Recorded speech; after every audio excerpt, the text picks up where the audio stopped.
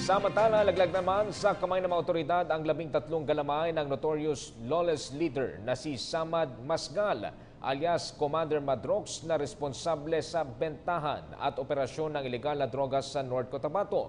Na-recover sa mga sospek ang iba't ibang mataas na uri ng armas at pampasabog, mga nakapakiteng shabu at drug paraphernalia. Matagumpay na nasa kote ng mga sospek sa pakipagtulungan ng tropa ng pamalaan sa Moro Islamic Liberation Front, Coordinating Committee on the Cessation of Hostilities at Ad Hoc Joint Action Group o ADJAG.